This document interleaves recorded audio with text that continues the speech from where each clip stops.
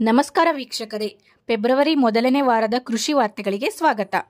ಈ ವರ್ಷ ಅಡಿಕೆ ಇಳುವರಿಯಲ್ಲಿ 50% ನಷ್ಟ. ಹಲವು ರೋಗಬಾಧೆ ಮತ್ತು ಹವಾಮಾನ ವೈಪರೀತ್ಯದಿಂದ ಈ ಬಾರಿ ಹಲವು ಜಿಲ್ಲೆಗಳ ಅಡಿಕೆ ಉತ್ಪಾದನೆಯಲ್ಲಿ ಭಾರೀ ಕುಸಿತ ಕಂಡಿದೆ.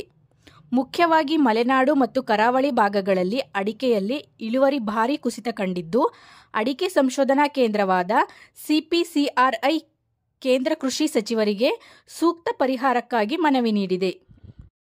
ಈ ವರ್ಷದ ಕೃಷಿ ಯಾಂತ್ರೀಕರಣ ಯೋಜನೆ ಅಡಿಯಲ್ಲಿ ಕೃಷಿ ಉಪಕರಣಗಳಾದ mini tractor, power tiller, MB plough, ಕಳೆ ಕೊಚ್ಚುವ ಯಂತ್ರ ಹೀಗೆ ಸಾಕಷ್ಟು ಉಪಕರಣಗಳಿಗಾಗಿ 50% ಸಬ್ಸಿಡಿಯಲ್ಲಿ ಪಡೆಯುವಂತೆ ಸೋಮವಾರಪೇಟೆ ಮತ್ತು ಕುಶಾಲನಗರದ ಸಹಾಯಕ ಕೃಷಿ ನಿರ್ದೇಶಕರು ರೈತರಿಗೆ ಕರೆ ನೀಡಿದ್ದಾರೆ.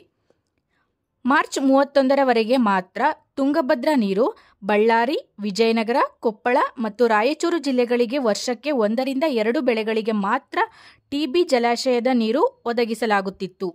ಇದೀಗ ಬೇಸಿಗೆ ಭತ್ತವನ್ನು ರೈತರು ಹಾಕ್ತಾ ಇದ್ದಾರೆ.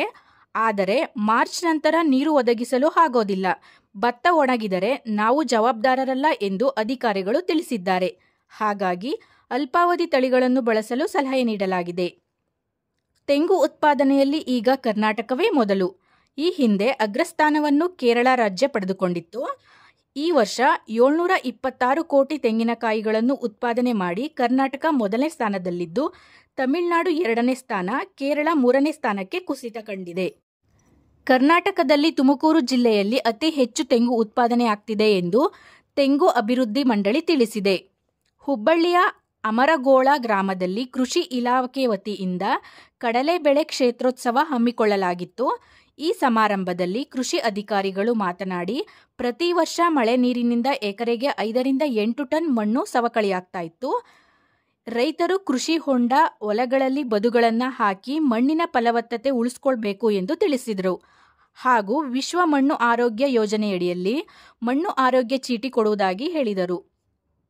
ಕೃಷಿ ಇಲಾಖೆಯಿಂದ ಎಲ್ಲ ವರ್ಗದ ರೈತರಿಗೆ ತುಂತುರು ನೀರಾವರಿ ಯೋಜನೆಯಡಿಯಲ್ಲಿ ಸಬ್ಸಿಡಿಯಲ್ಲಿ ಸ್ಪ್ರಿಂಕ್ಲರ್ ಸೆಟ್ಗಳನ್ನು ವಿತರಿಸಲು ಅರ್ಜಿ ಆಹ್ವಾನ ಮಾಡಲಾಗಿದೆ.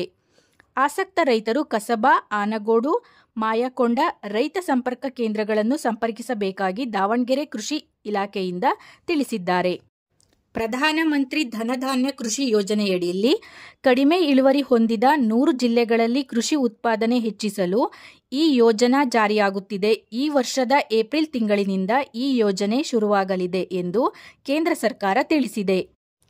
ಕನಿಷ್ಠ ಬೆಂಬಲ ಬೆಲೆ ಯೋಜನೆಯ ಅಡಿಯಲ್ಲಿ FAQ ಗುಣಮಟ್ಟದ ತೊಗರಿ ಖರೀದಿ ಪ್ರಕ್ರಿಯೆಗೆ ಸರ್ಕಾರ ಆದೇಶಿಸಿದ್ದು, ಕಲಬುರಗಿ, ಬೀದರ್, ಯಾದಗಿರಿ, ರಾಯಚೂರು, ಬಳ್ಳಾರಿ, ವಿಜಯನಗರ, ಬಾಗಲಕೋಟೆ, ವಿಜಯಪುರ, ಕೊಪ್ಪಳ, ಬೆಳಗಾವಿ, ಚಿತ್ರದುರ್ಗ, ಚಿಕ್ಕಬಳ್ಳಾಪುರ ಮತ್ತು ಕೋಲಾರ ಜಿಲ್ಲೆಗಳಲ್ಲಿ ತೊಗರಿ ಖರೀದಿ ಶುರುವಾಗಲಿದೆ. ಪ್ರತಿ ಕ್ವಿಂಟಾಲ್ಗೆ 8,000 ರುಗಳನ್ನು ನಿಗದಿಪಡಿಸಲಾಗಿದೆ. ಪ್ರತಿ ಎಕರೆಗೆ 4 ಕ್ವಿಂಟಾಲ್ನಂತೆ ಗರಿಷ್ಠ 40 ಕ್ವಿಂಟಾಲ್ ಪ್ರತಿ ರೈತರಿಂದ ಖರೀದಿಸಲಾಗುವುದು. ಫೆಬ್ರವರಿ ತಿಂಗಳು ಕಡಿಮೆ ಮಳೆ ಸೂಚನೆ ಇರೋದ್ರಿಂದ ಗೋಧಿ ಬೆಳೆಗೆ ಹಾನಿಯುಂಟಾಗಬಹುದು ಎಂದು ಭಾರತೀಯ ಹವಾಮಾನ ಇಲಾಖೆ ತಿಳಿಸಿದೆ. KCC ಅಡಿಯಲ್ಲಿ ಸಣ್ಣ ರೈತರಿಗೆ ಮೇಲಾಧಾರ ರಹಿತ ಕೃಷಿ ಸಾಲದ ಮಿತಿಯನ್ನು 1.6 ಲಕ್ಷದಿಂದ 2 ಲಕ್ಷದವರೆಗೆ ಹೆಚ್ಚಿಸಲಾಗಿದೆ. ದೇಶೀಯ ಸಕ್ಕರೆ ಬೆಲೆ ಏರಿಕೆಯಾಗಿದ್ದು, ಭಾರತೀಯ ಸಕ್ಕರೆ ರಫ್ತು ಕಡಿಮೆಯಾಗಿದೆ. ಯೂರಿಯಾ ಗೊಬ್ಬರದ ಆಮದು ಕಡಿಮೆಗೊಳಿಸಲು ನಿಷ್ಕ್ರಿಯವಾಗಿದ್ದ 3 ಯೂರಿಯಾ ಉತ್ಪಾದನಾ ಸ್ಥಾವರಗಳನ್ನು ಮತ್ತೆ ತೆರೆಯಲು ಆದೇಶಿಸಿದೆ. ಹಾಗೂ ಹೊಸದಾಗಿ 1 ಯೂರಿಯಾ ಸ್ಥಾವರವನ್ನು ತೆರೆಯಲು ಕೇಂದ್ರ ಸರ್ಕಾರ ಸೂಚಿಸಿದೆ. ಮಹಾರಾಷ್ಟ್ರ ಮತ್ತು ಕರ್ನಾಟಕ ಮುಖ್ಯವಾಗಿ ದ್ರಾಕ್ಷಿ ಬೆಳೆಯುವ ರಾಜ್ಯಗಳಾಗಿವೆ.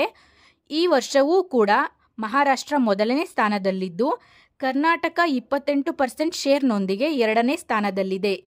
ಧನ್ಯವಾದಗಳು.